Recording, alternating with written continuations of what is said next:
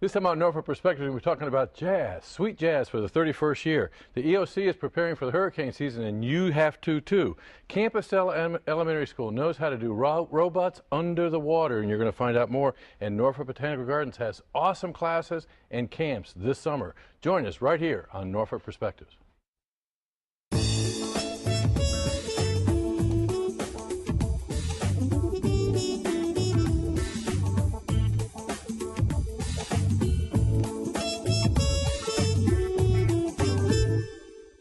Welcome to Norfolk Perspectives. I'm Bob Batcher, and I'm here with Vice Mayor Burford. How you doing? I'm doing well, Bob. Glad to be back with you. Now, we're here to talk about your second favorite topic, right? Okay. Jazz. But your first favorite topic is public service. Well, that's true. Let's get it out there. Okay. You're Vice Mayor and council member for Ward 3, and you're kind of looking toward serving the whole city, too. Yes, yes. So appreciate that. And look out for you. You're going to be moving along. But in the meanwhile, okay, you're going to pull up your lawn chair and sit and be easy on July 19th, 20th, and 21st at Town Point Park, and you're going to be doing what?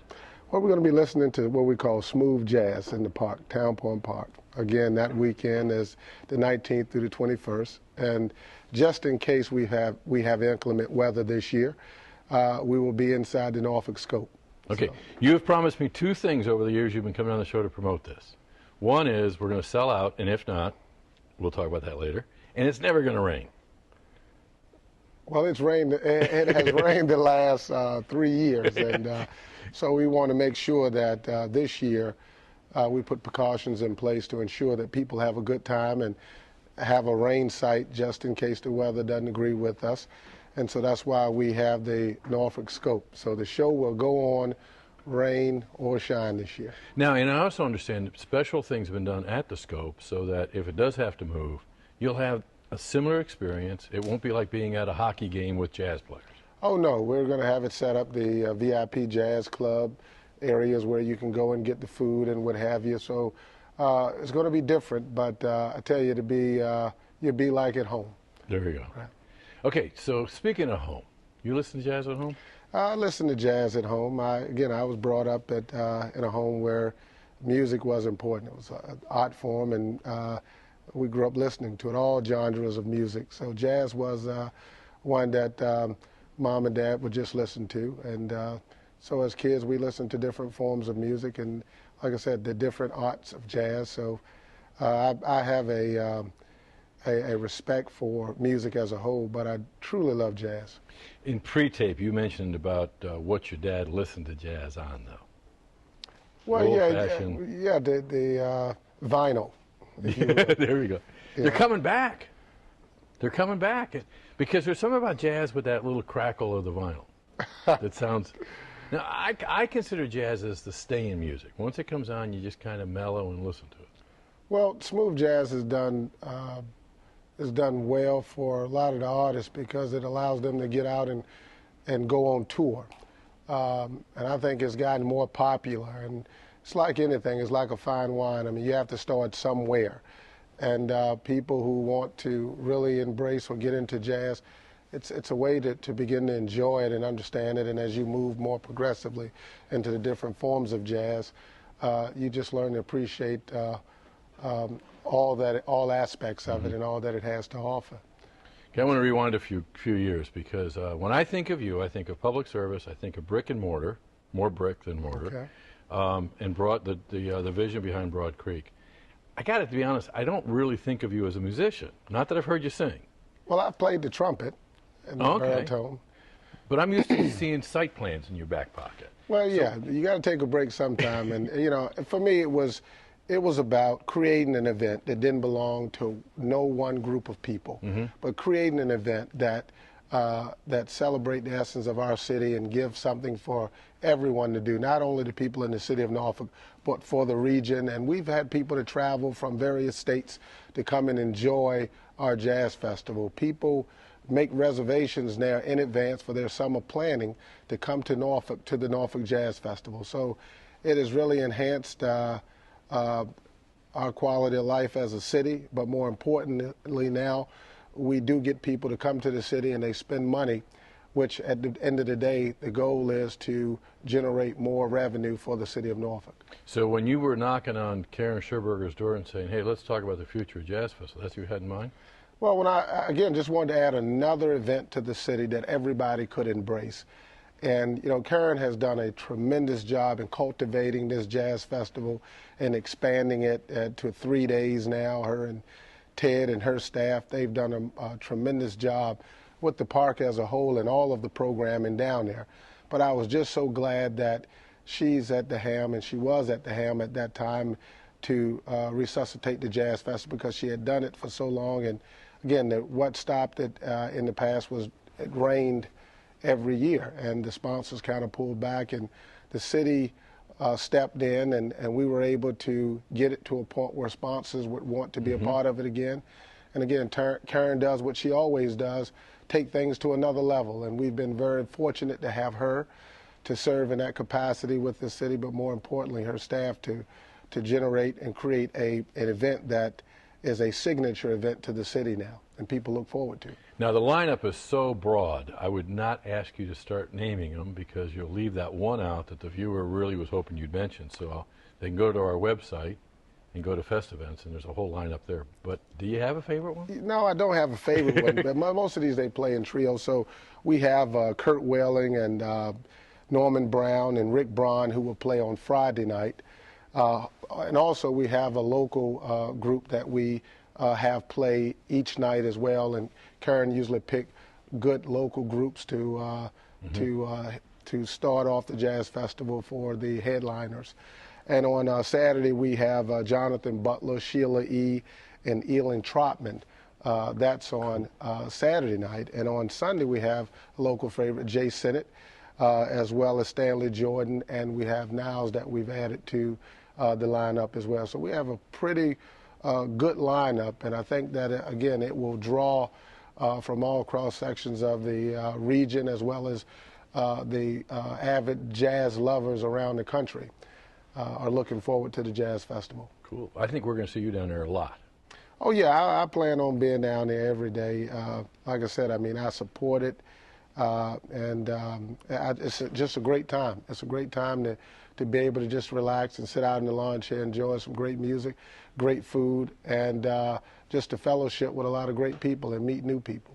Well, in the past, you've made a commitment that you'd sing over ticket sales. So I tell you what, pick your favorite song. We'll have you back on later on in the summer to kind of wrap it up. How's that sound? That sounds good.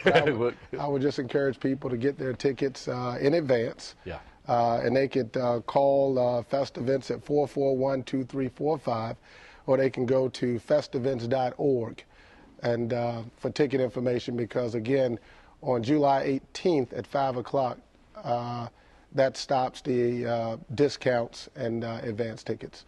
Now's the time to buy those So this tickets. is the time to buy the tickets now. Thanks a lot, sir, for making sure that tradition stays solid right here in the city of Norfolk. Thank you, Bob. When we come back, it's not going to rain on July 19th, 20th, and 21st, but if it does, we got an EOC manager who's all ready for it. Stay tuned.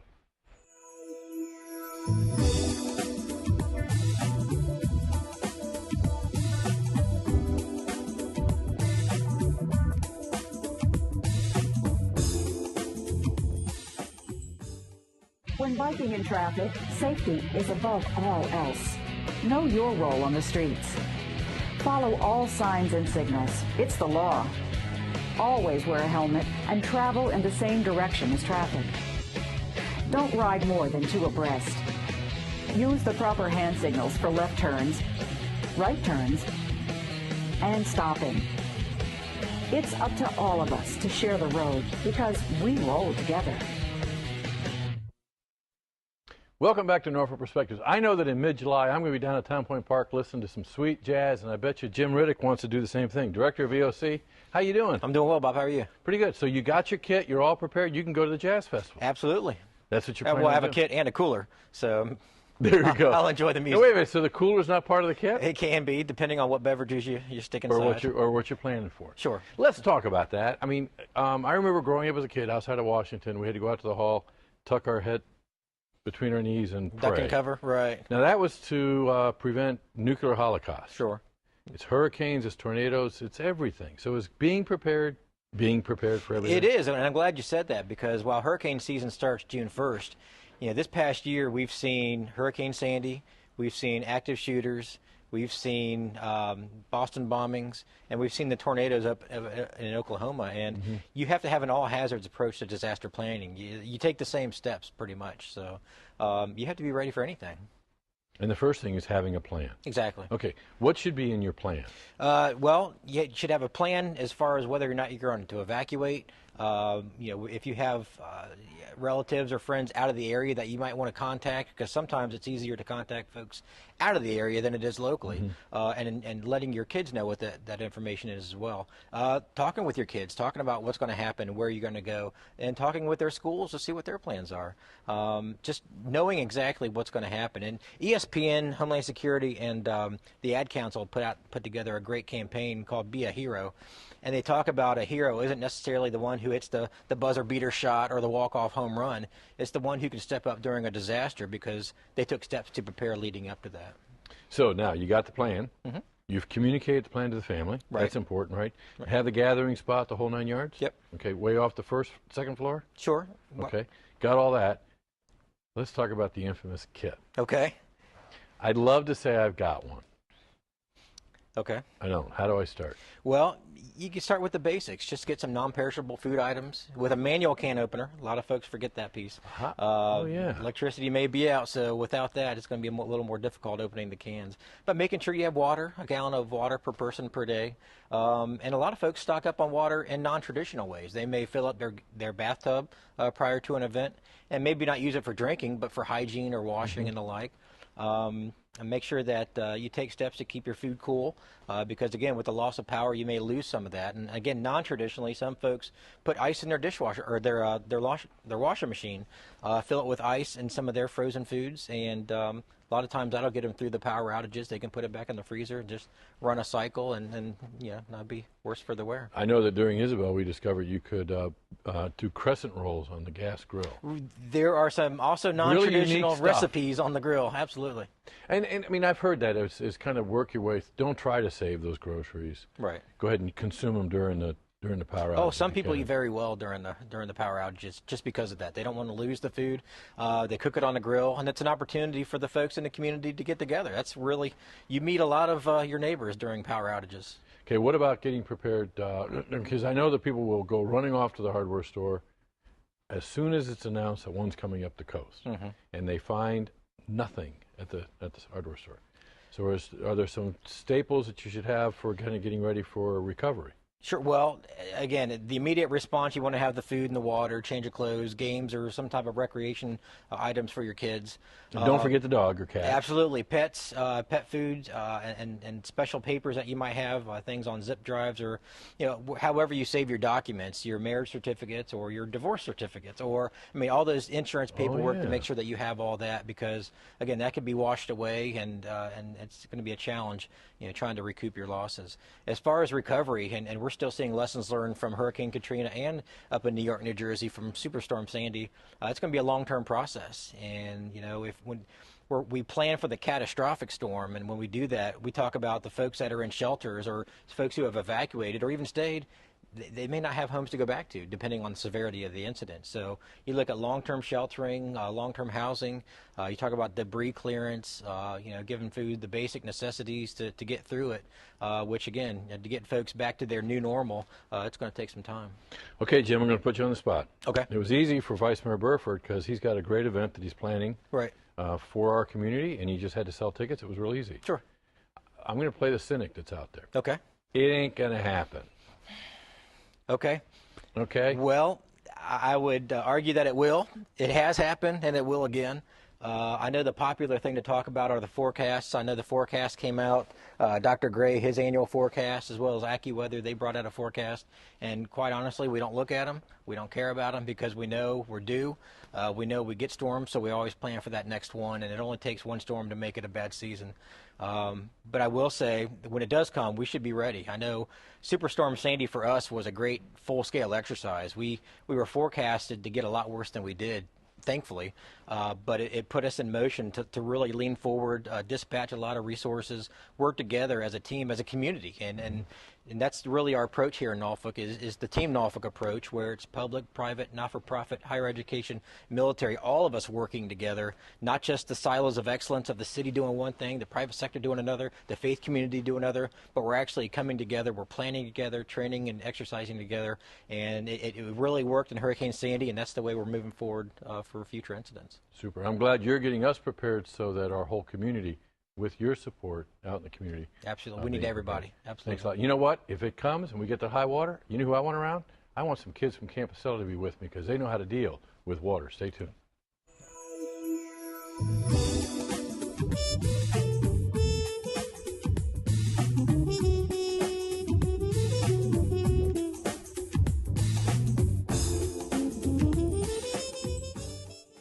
I am for the child who's had 7 addresses in a single year because she's in foster care, because her father abused her, and her mother couldn't believe her.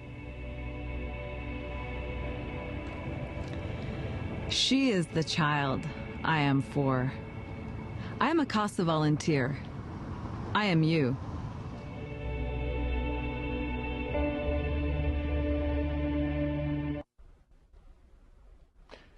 Welcome back to Norfolk Perspective. I know that if it's going to be raining and flooding, I want these kids with me because they know how to operate under that water. And Tracy Beckford, 5th grade teacher, how you doing at Great. Camp How are Acela you? Elementary School? I'm great. This is cool stuff. I have no idea what it is, but it's cool. You want to introduce who's with us on the sofa? Okay. Today we have one of my students, Mayquan Gray. Hi, Mayquan. We have Anaya Jackson and Divine Carter. How's it going? So, when you look at this, what do you think? What experience did you guys just have with this thing? Well, we learned more about science, technology, engineering, and mathematics, and it was pretty fun. And you learned more. It was really an educational activity. Now, when you first heard about this, what'd you think? Did you want to? At first, I didn't really know what it was, but then when I got the building it, it made me want to do it even more because it seemed fun. Now, Ms. Beckford, I got to tell you, when I was in 5th grade, I was breaking my slinky. That was the extent of my STEM training. So, okay, get me to where we are today, and in my book, world champions.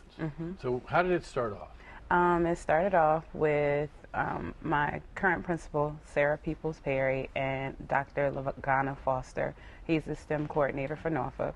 He saw the By the way, STEM stands for? STEM stands for Science, Technology, Engineering, and Mathematics. So the 3 R's are gone, huh? It's integrated in there. You have to be able to read and all that stuff as well. Gotcha. But he saw an opportunity for us being a STEM school, and he invited our class, our inclusion class, to take part in it.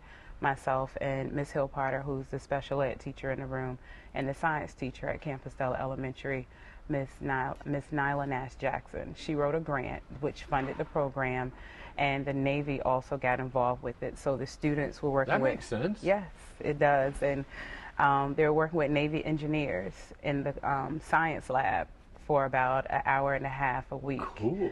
And that's what got us started. And we really were just starting to see, okay, let's get our kids designing, engineering things, getting their minds to solve problems.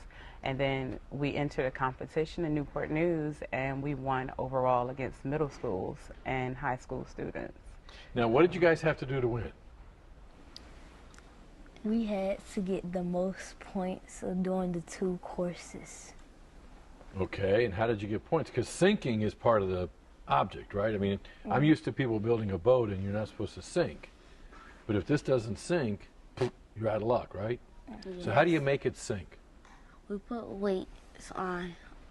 We put weights on in the middle, and it'll help it to go down. So, Okay, and then there's a propeller that's facing that way? yes, Does that mean that drives it down? yes. Do I get STEM points? I figured that out all on my own. Okay, so you got it floating on the water. It goes down, and it goes down to get what? Rings. Well, how's it going to get rings? It doesn't have any arms or anything. We use a stick at the side, and if we drive it to where the ring is, the stick will get the ring, and then we bring it back up to either the top basket or the lower basket. Okay. Now I got to ask you guys, because I see three of you sitting there. Who's the driver and who's the backseat driver? I guess navigator would probably be a better way to say. Well, actually, we switch around. Like, we rotate the stations. That's a so good idea. we take turns driving and take turns watching the battery and telling each other where to go when we drive the underwater robot. Okay, I got to ask you, this guy over here who hasn't spoken a word since he's been on the sofa, is he the driver or the navigator? He's mainly the driver. I was going to say, because if he's the navigator, you guys are in trouble. You're always this shy, huh? Because just ignore the cameras right now. We forget we're on TV. What did you? I'm going to put you on the spot. What did you like about doing this?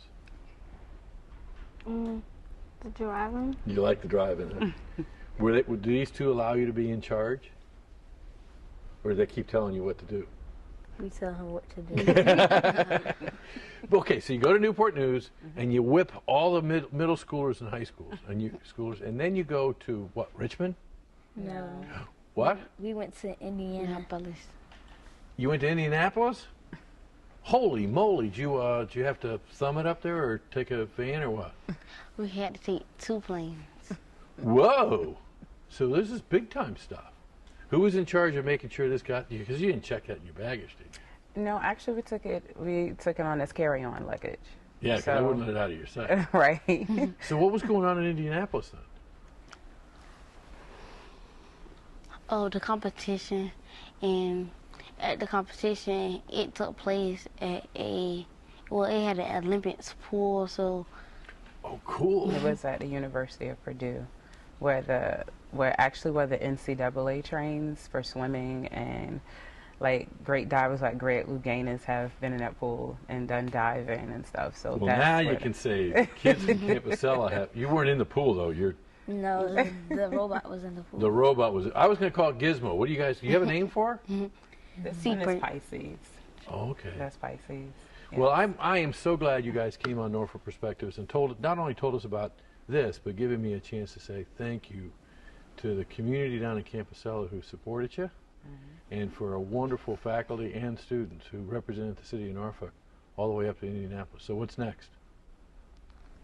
Well, we don't have any more competitions coming up, but we will have another opportunity next year. Super. Looking forward to it. I'm looking forward to coming down to the new aquatic center this summer and seeing this in the water too while you guys are practicing. Thanks a lot for being here. When we come back, we're going to be talking about botanical garden, and I'm going to get my flowers back, okay? Stay tuned.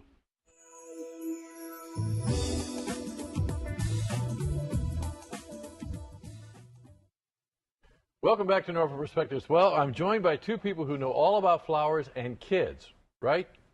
Kelly Welsh, are you the one that knows about flowers or kids? Or the garden? I know a little bit about everything. How about that? Because there's so much going on at the Norfolk Botanical Gardens, even before the kids show up, right? Sure. Yes. So like what? Well, we have our staff, our gardeners are out grooming and taking care of the garden. So even before the gates open, they're out there doing the work to make the garden look beautiful. So roses are in full bloom? Yes, they're in full bloom. Exactly. Yep.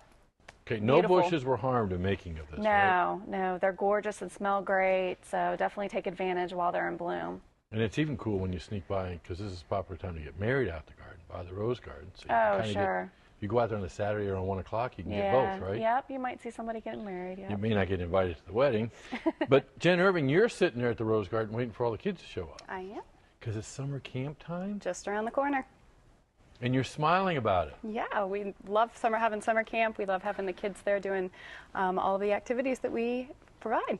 Okay, Kelly, am I the only one that came up with kids, maybe sticks, and glass sculptures? Do you have some concerns this summer? No. The kids are usually really, really good. And we have a lot of staff and volunteers that will look after the kids. And so, yeah, we have a great exhibit, Reflections of Nature, by Craig Mitchell Smith. And it's now through August 18th. And I would definitely recommend everyone coming out and seeing the glass sculptures. They're magnificent. And there's one in front of the children's garden. It's a dandelion, and I think it's like 16 feet tall. It's huge. I still want to know whose idea it was to put a 16-foot long weed in the middle of a garden. Somebody's got to love weeds. I mean, you know. That's true. I do. They're all over. I mean, at least it's a sculpture. It's not a real weed that you don't want in the garden. So. Okay, I'm going to ask you, because this is a personal vendetta. I now have a garden, and it's not on the strip. The butterflies, are they coming back? They are. They are. We have the Butterfly House that opens June 14th. Now, I probably need to this year. explain why that's a personal vendetta, but we went through that a couple of years ago, and I now have a garden full of some kind of purple flower that butterflies like, if I can get the purple flower to grow. Yeah. Well, here's the great thing about the Butterfly House. It's run by volunteers and people very knowledgeable about butterflies and what they like to eat. So stop by the Butterfly House. I guess they do eat. Well, yeah, they eat and they like to, you know, lay their eggs and then they form and so on. Yeah. But you can ask the volunteers and they can tell you what you should plant in your garden. Okay, cool. Yeah, because my whole yard is filled with stuff they told me to plant. Yeah, and then of course you see a lot of butterflies. Yeah, because butterflies are just supposed to, I don't think of them eating. Ooh, that's enough. Well, speaking of eating, okay, I do my homework. So as I sat down in the chair, I looked down and I saw the summer camps, and there's no flowers in these. Well, there certainly are flowers in there, in all of the different programs. Okay, concoctions and contraptions? Sure, we will make rose petal beads. That's one of our concoctions, to make beads with the rose petals. Oh, cool. We will use all different kinds of plants to make dyes, to dye a handkerchief.